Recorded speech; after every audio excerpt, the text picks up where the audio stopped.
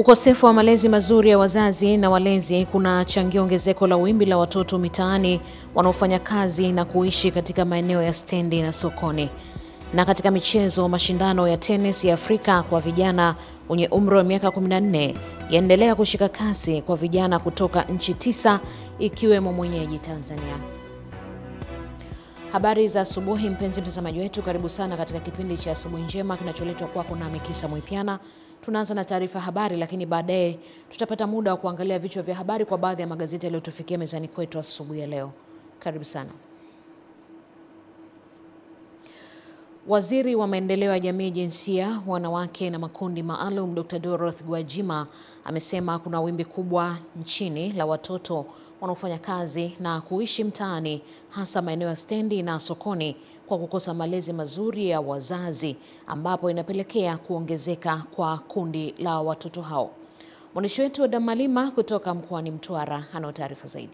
Waziri Dr. Dorothy Gwajima amesema hayo katika mdahalo uliofanyika mkoani Mtwara kuelekea kilele cha maadhimisho ya siku ya kimataifa ya watoto wanaoishi na kufanya kazi mtaani, ambapo ameeleza kuwa moja ya chanzo cha watoto wa mtaani ni wazazi kupeana talaka kiholela. Nimeambiwa kwamba kuna wimbi kubwa la watoto wanaofanya kazi na kurudi nyumbani, lakini pia kuna wachache wanaoishi na kufanya kazi mtaani, hasa maeneo ya stendi, sokoni na vibarazani.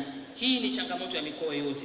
Hivyo, baada ya mdahalo huu wa elimu kwa jamii, kuna umuhimu wa kuhakikisha hao wachache wanaondoka mtaani. Matatizo mengine yanayoikabili jamii yetu ya Mtwara, nimeambiwa ni talaka holela, umezisema mkuu wa mkoa, ambazo hazifuati utaratibu wa kuweka watoto katika mazingira salama pale wazazi wanapowachana. Aidha, mkuu wa mkoa wa Mtwara Kanali Patrick Kisawara ameeleza kuwa takriban watoto 90 wanaishi na kufanya kazi mtaani ndani ya mkoa wa Mtwara. Mkoa wetu una takriban watoto hao wanaoishi mtaani na kufanya kazi mtaani wasiopungua 90 na kitu, karibu 100. Hao ni rasmi. Na katika hao watakuta asilimia kubwa ni watoto wa kiume na asilimia ndogo ni watoto wa kike. Wazazi na walezi wakichukua jukumu lao, hapata kuwa na mtoto wa mtaani, hapata kuwa na mtoto aliyotelekezwa, hapata kuwa na unyanyasaji wa kijinsia. Tatizo tunalo sisi wazazi na walezi, tubadilike. Baadhi ya watoto hao ambao wanafanya kazi mtaani wameeleza moja sababu ambazo zinafanya kufanya kazi na kuishi mtaani ni wazazi kutokuwa na kipato cha kuweza kuwapatia mahitaji muhimu. Kwa ajili familia yangu kuwa na uwezo wa kununulia madaftari, kunizingatia, maana nikuta naenda shuleni kiatu kimedofoka, nikutana na walimu wa sekondari wananipiga. Sasa kitu kama kile kilinipelekea mimi naache shule, ambapo ndio ilipelekea mimi niishi mtaani, ambapo nipate kipato ambacho cha kunikizi mwenyewe. Nilikuwa sijisomea kwa sababu nikafeli. Kwa sasa hivi nauza maji stendi kuu ya Mkanaleli. Kutoka mkoani Mtwara, Adam Malima, Chandaleteni. Uwanja wa ndege wa Musoma unakarabatiwa na kujengwa kwa gharama ya zaidi ya shilingi bilioni 35. Sasa unatarajiwa kukamilika mwezi Septemba mwaka huu, huku serikali ikiidhinisha malipo ya shilingi bilioni 5.2 kwa kaya takriban 58 ili kupisha ujenzi wa jengo hilo la abiria. Musa Makali huyu hapa anatupa undani wa hii taarifa. Mradi wa ukarabati na upanuzi wa uwanja wa ndege wa Musoma unaotekelezwa na mkandarasi Beijing China Construction Engineering Group sasa umerejesha matumaini kwa wanamara baada ya uwanja huu kutajwa utakamilika mwezi Septemba mwaka huu, huku mkandarasi akiwa ameshalipwa kiasi cha zaidi ya shilingi bilioni 8.2 na uwanja ukiwa 58% hadi sasa. Na mradi sasa hivi umefikia 58%. Mkandarasi anaendelea na kazi na hadi leo anaendelea na maandalizi kwa ajili ya kuweka lami. Tunategemea ndani ya wiki, kama hali ya hewa itakuwa nzuri, tunaweza kuanza kuweka lami. Ikishindikana wiki ijayo tumepanga aanze kuweka lami. Akiweka lami, uwanja utakuwa umekamilika kwa maana ya runway na sehemu ya maegesho kwa maana ya apron. Kwa hiyo mpaka sasa mkandarasi anaendelea vizuri na tumeendelea kuhimiza lengo tunataka kufikia mwezi wa 9 uwanja huo umekamilika, Mheshimiwa Mkuu wa Mkoa. Kuhusu ujenzi wa barabara ya Mogabiri Nyamongo, meneja wa wakala ya barabara TANROADS mkoani Mara Mhandisi Vedastus Malibe amesema hadi sasa ujenzi wake umefikia 56%. Kuanzia pale ameshakamilisha mpaka sasa hivi tumesharuhusu magari kilomita 6 yanapita juu ya lami, kilomita 6 mpaka sasa hivi. Lakini mkandarasi pia ameshalipwa shilingi bilioni 6.1 na anadai shilingi bilioni 7.5. utekelezaji wa mradi umeshafikia 56.2 mpaka sasa. Wananchi wameteseka kwa muda mkubwa.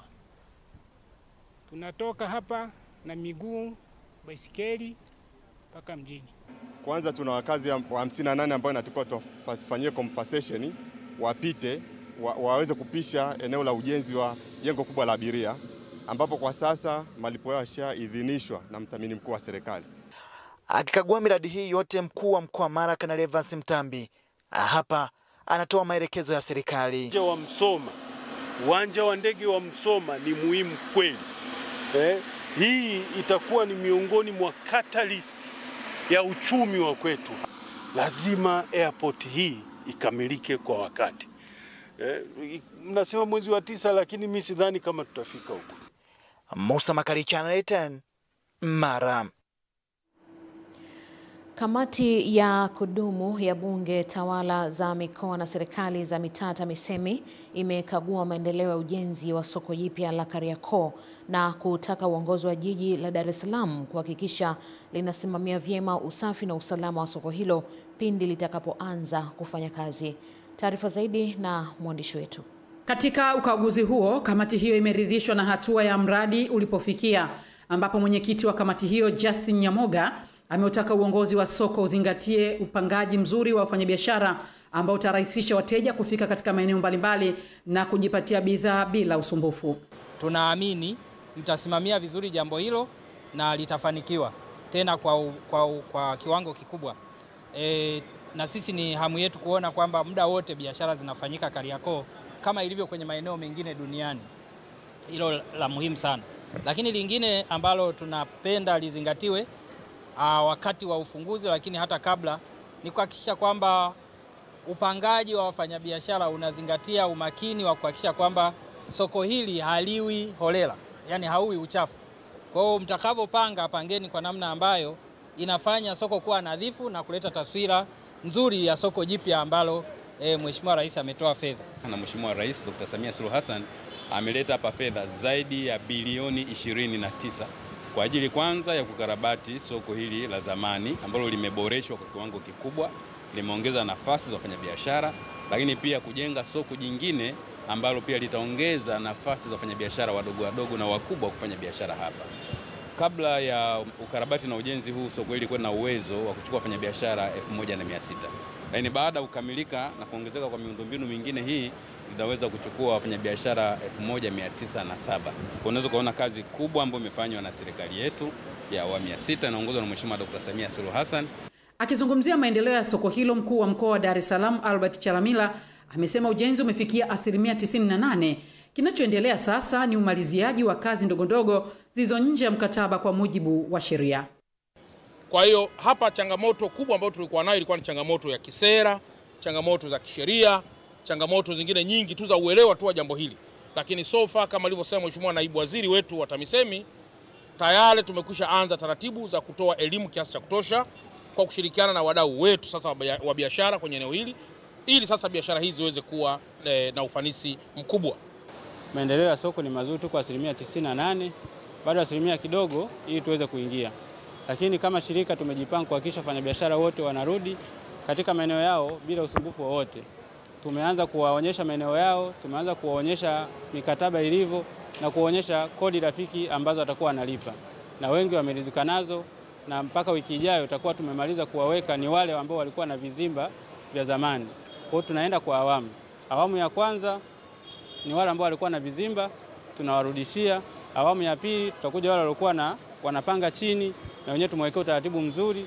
Awamu ya tatu tutakuja wale maduka ambao ni mapya ambao hayakuwepo hapo awali, na wenyewe tutayatangaza kwenye mfumo. Kuanzia katika soko hili wataingia wafanyabiashara wale ambao walikuwa na vizimba katika eneo hili, watafuatiwa na wale wafanyabiashara walikuwa wakipanga bidhaa zao chini, na wao wametafutiwa eneo lao zuri ili waweze kufanya biashara zao katika hali ya usafi na usalama. Lakini baadaye wataangazia wale ambao walikuwa na frame katika eneo hili, na wao watapata maeneo yao. Tukumbuke kwamba idadi ya wafanyabiashara watakaoingia katika soko hili imeongezeka. Hivyo hapo baadaye watatangaza nafasi zilizo wazi ili wale ambao hawakuwa na biashara katika eneo hili na wao wapate kufanya biashara. Nikiripoti kutoka katika soko hili la kimataifa la Kariakoo jijini Dar es Salaam, Beatrice Eric, Channel 10.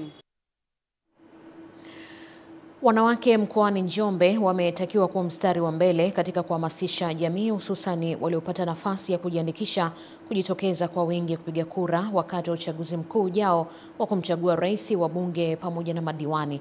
Taarifa zaidi na Michael Patrick kutoka mkoani Njombe. Katika kongamano lililowakutanisha wanawake takriban 1450 kutoka wilaya mbalimbali za mkoa wa Njombe, viongozi wa jumuiya ya wanawake wa UWT wametoa rai kwa wanawake mkoani hapa kuhakikisha wanahamasisha ushiriki wa wanawake katika uchaguzi mkuu kwa lengo la kumchagua Rais Dr. Samia Suluhu Hassan kutokana na mafanikio yake katika kipindi cha miaka 4 ya uongozi. Ili kuhakikisha kwamba vyote alivyovifanya anatosha na chenchi inabaki. Wanawake hao unaowaona kwa mwaka 2025, mwaka 2030, deni letu tunakwenda kulilipa kwenye kisanduku cha kura. Wanawake wenzangu wote wa Njombe mjini, tunatambua kazi kwamba amefanya mama na tunaenda naye tuseme mitano tena Njombe mjini. Mitano tena! Kwa upande wake, mjumbe wa halmashauri kuu ya CCM Taifa na mlezi wa mkoa wa Njombe Bi Halima Mohamed Mamuya, ambaye alikuwa mgeni rasmi kwenye kongamano hilo, amewataka wagombea wanaotaka kuwania nafasi mbalimbali kuanza kujitokeza kuchukua fomu kwa kufuata taratibu za chama. Mwaka huu hatutaki kuacha hata kura moja. Tutaacha za marehemu tu. Za walio hai wote tutazipiga. Ombi langu kwenu, katibu wa mkoa, usimamie wilaya zako, wahakikishe fomu hizi zinatolewa kwa kila mwanachama atakayeomba nafasi anayeona anaweza kuwaongoza wenzake. Katika kuonesha mshikamano na uungwaji mkono wao kwa Rais Dr. Samia Suluhu Hassan, wanawake hawa walichangia zaidi ya shilingi milioni 1 kwa ajili ya kuchukua fomu za kugombea urais kupitia CCM, huku UWT ikikabidhi msaada wa baiskeli kwa kijana aliyepata ulemavu baada ya ajali. Kijana alikuwa na afya tu, akapata ajali, akafikia mazingira haya. Kwa hiyo nikasema kwamba na mimi kama mama wa mkoa kupitia mgeni rasmi Mheshimiwa Halima Mamuya unisaidia kukabidhi hiki kiti kwa huyu mwenzetu. Kutoka mkoani Njombe, Michael Patrick, Channel 10. Jumla ya miradi 8 imefikiwa na kukaguliwa na Mwenge wa Uhuru, ambapo miradi miwili imewekewa mawe ya msingi na mingine imepitiwa pamoja na kuzinduliwa. Taarifa kamili na mwanahabari wetu Jimmy Mengele kutoka mkoani Morogoro. Akiweka jiwe la msingi katika mradi wa maji kwenye kijiji cha Diguzi, kata Ngerengere, kiongozi wa mbio za Mwenge kitaifa Ismail Ali Usi amesema mradi huo unawanufaisha wananchi zaidi ya 2000 na jitihada kubwa zinazofanywa na serikali ya awamu ya 6. Hivyo ni muhimu wananchi kuulinda mradi huo. Lakini viongozi wetu wamesema, ndugu wananchi, eneo hili lilikuwa lina changamoto kubwa ya maji. Leo hii kwa mapenzi ya Daktari Samia Suluhu Hassan na viongozi hawa ambao wamepewa dhamana kusimamia wananchi katika maeneo haya, tunaenda kuondosha changamoto ya maji katika eneo hili. Naamini tenki hili litakapokamilika kwa nguvu za viongozi ambao wapo hapa mbele, kwa kweli itakuwa tumeondosha changamoto hii ya swala zima la maji safi na salama, na wananchi wetu wataendelea kupata maji yaliyo safi na salama. Kwa heshima ya Mwenge wa Uhuru, tumekagua mradi huu, una ubora na una viwango vya kustahili kuwekewa jiwe la msingi. Kwa upande wake, meneja wa RUWASA mhandisi Grace Limo ameeleza gharama za mradi huo hadi kukamilika kwake. Mradi huu mpaka kukamilika kwake unategemea kugharimu kiasi cha shilingi milioni 342,98,800, ikiwa ni gharama za malipo ya fundi pamoja na manunuzi ya vifaa. Manunuzi yote yamefanyika kupitia mfumo wa NeST wa manunuzi ya serikali.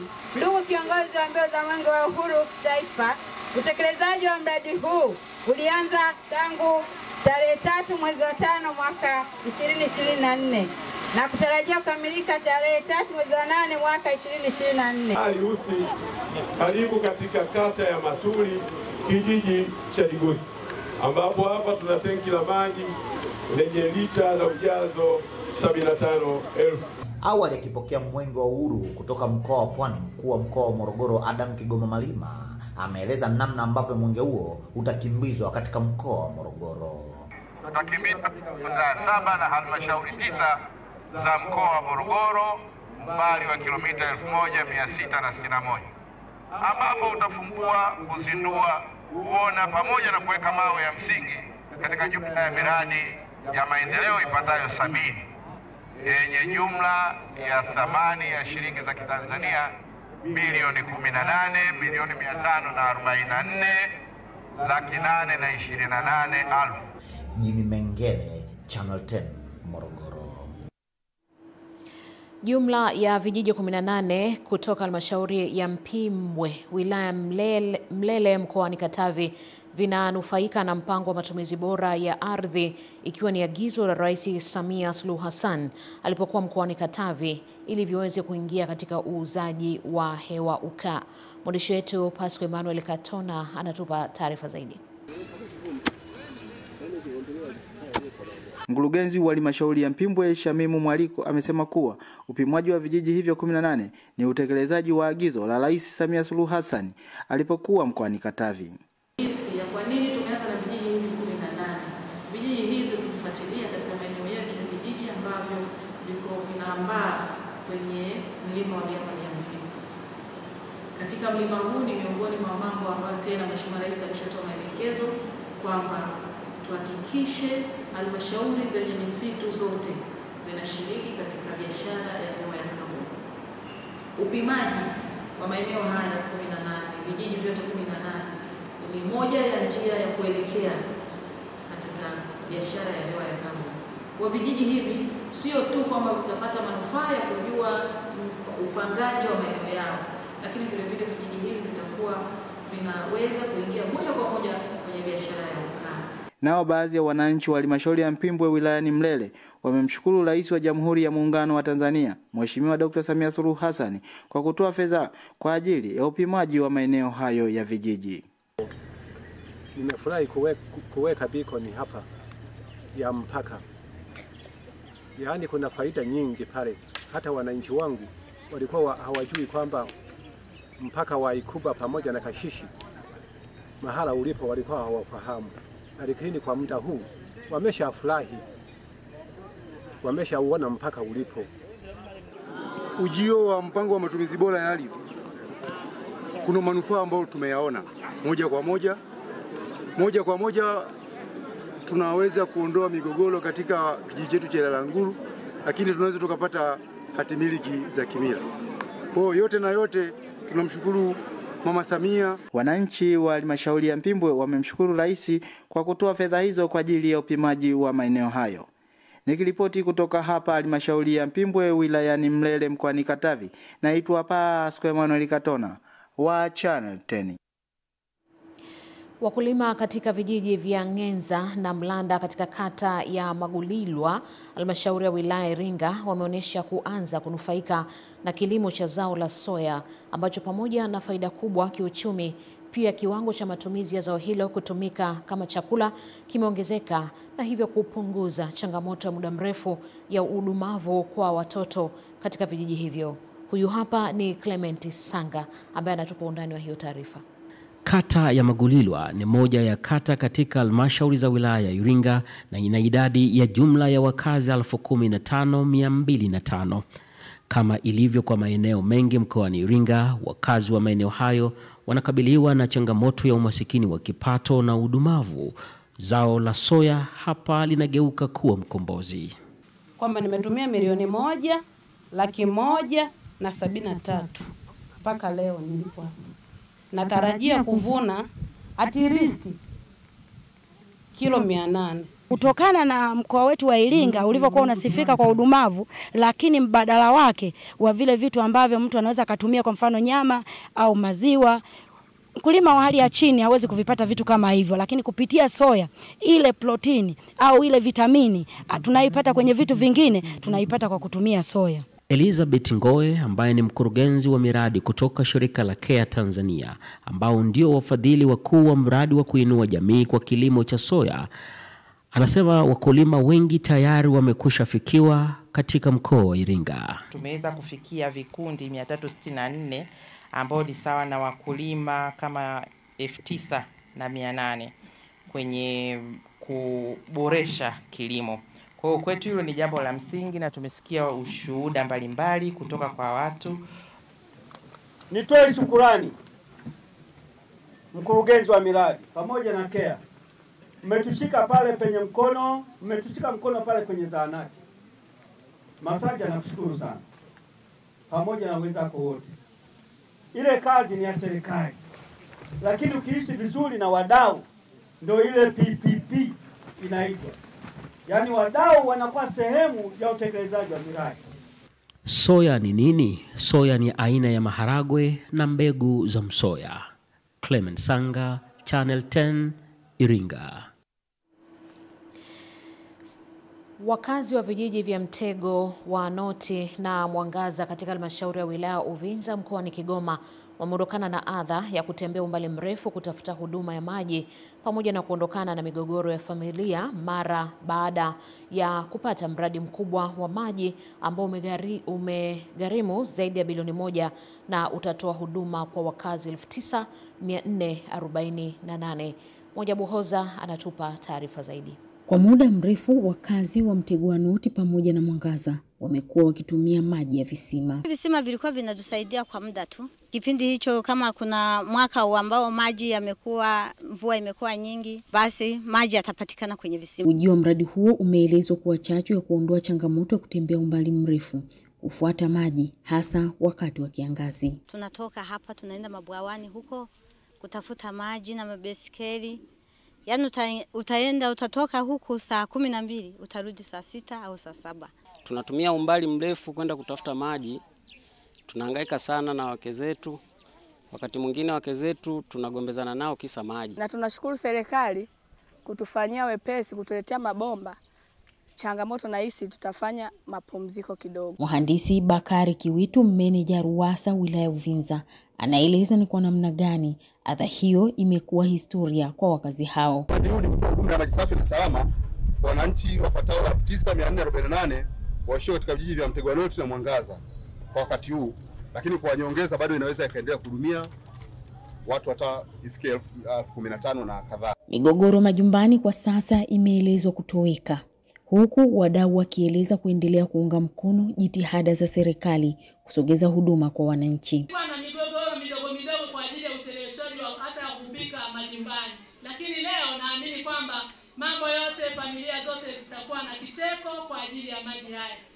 Lakini pia tunaamini kuna watoto wa shule ambao wako maeneo haya, kwa nao watapata muda zaidi wa kujisomea na kuongeza ufaulu katika masomo yao mashuleni. Tutaendelea kuwapa support, lakini kupitia RUWASA ile tunazingatia sana ni kwamba miradi yetu iwe na uendelevu. Hapa ombi linatolewa kwa serikali na wadau kuangalia vijiji ambavyo bado vina changamoto ya maji. Bado tuna deni ila la Ngulu maji. Kwa hiyo ninafahamu umelichukua na mama ni msikivu. Mkuu wa mkoa wa Kigoma Tobias Andengenye anatoa wito kwa wakazi hao kutunza miundombinu hiyo. Hapa tayari sisi tumetia tiki kwamba mradi huu umetekelezwa, umekamilika kwa 100%. Kwa hiyo macho yetu yanaelekezwa kule ambako hakuna mradi lakini kuna changamoto kubwa ya maji. Kwa hiyo tuitunze miundombinu yote lakini pia tuiendeleze. Mradi huu wa maji umetekelezwa na serikali kwa kushirikiana na shirika la UNICEF pamoja na Water Mission na hivyo kukabidhiwa kwa wananchi ili mradi huo uweze kuwa endelevu kwa wakazi hao. Moja Buhoza, Channel 10. Jumuiya ya wanawake wa Chama cha Mapinduzi UWT tawi la taasisi ya elimu ya watu wazima imewataka wana CCM pamoja na wananchi wenye matamanio ya maendeleo, umoja na mshikamano kumuunga mkono Mheshimiwa Rais wa Jamhuri ya Muungano wa Tanzania Mheshimiwa Daktari Samia Suluhu Hassan katika uchaguzi wa Oktoba mwaka huu kwa kuwa ameonyesha uwezo mkubwa katika kusimamia maendeleo katika kipindi kifupi cha uongozi wake. Hamisi Suleimani ana taarifa zaidi. Wito huo umetolewa na mhadhiri wa taasisi ya elimu ya watu wazima Grace Mwangasa katika kongamano la wanawake wa UWT katika taasisi hiyo lenye lengo la kuwajengea uwezo katika kipindi hiki cha kuelekea katika uchaguzi wa Oktoba mwaka huu. Kupitia elimu yao, elimu ya watu wazima, wao wana nafasi kubwa kwenye jamii ya Watanzania ili kupeleka elimu, kuwaelimisha wananchi namna gani ya kuwapata viongozi bora na si bora viongozi. Tunatakiwa jamii wa Tanzania sasa hivi tuamke, tuhakikishe kwamba tunatafuta viongozi ambao ni bora, ambao wataunga mkono juhudi za mama yetu Samia Suluhu Hassan, ambaye kila kukicha anapambana, ana maono mazuri na Tanzania. Tumeona mambo mengi mazuri ambayo yamefanyika, lakini pia tumeona juhudi zake akitafuta fursa mbalimbali kwa ajili ya Tanzania. Katibu wa hamasa UWT katika taasisi hiyo Delta Helman amesema kongamano hilo ni muhimu kwa wanachama kwa kuwa linakwenda kuwajengea uwezo katika kuchagua aina ya viongozi wenye uwezo wa dhati katika kuwaletea maendeleo. Wanawake tunatakiwa kuwa nguvu moja, kushikamana, kuwa pamoja, kukumbushana mawili matatu, na ili tuweze kumuunga mwanamke mwenzetu mkono aweze kushinda kwa kishindo. Na jambo lingine ni pamoja na kuwakaribisha wanachama wapya katika chuo chetu cha taasisi ya elimu watu wazima kwa kuwapa kadi za UWT. Kama unavyofahamu, tunaelekea katika uchaguzi mkuu, uchaguzi ambao unahusisha vyama vingi, lakini sisi tunaenda kujipanga kama Chama cha Mapinduzi kuhakikisha kwamba mwenyekiti wetu wa CCM Taifa, ndugu yetu Samia Suluhu Hassan, anapata kula za kutosha, kula ambazo mpaka zinamwagika. Mwaka huu tumejipanga kweli kweli, hatuzubai wala hatulali. Kwa hiyo tupo field hapa sasa, tunaendelea na mchakato. Hamisi Suleiman, Channel 10, Dar es Salaam. Na mtazamaji, na tuangazie habari za michezo kwa ufupi. Tunaelezwa kuwa mashindano ya tenis ya Afrika kwa vijana wenye umri chini ya miaka 14 yanaendelea kushika kasi kwa vijana kutoka nchi 9 tofauti ikiwemo wenyeji Tanzania kuchuana kwenye viwanja vya Gymkhana hapa jijini Dar es Salaam. Mtazamaji, matokeo ya michuano hiyo itakujia itakapofika kwenye taarifa yetu ya habari ya saa 1 kamili usiku hapa Channel 10 kilichobora kabisa. Na nikujuze tu kwamba pia mtazamaji, kombe la shirikisho la CRDB linaendelea leo ikiwakutanisha Simba pamoja na Mbeya City katika hatua ya nusu finali, mchezo ambao utafanyika katika uwanja wa KMC hapa jijini Dar es Salaam maeneo ya Mwenge.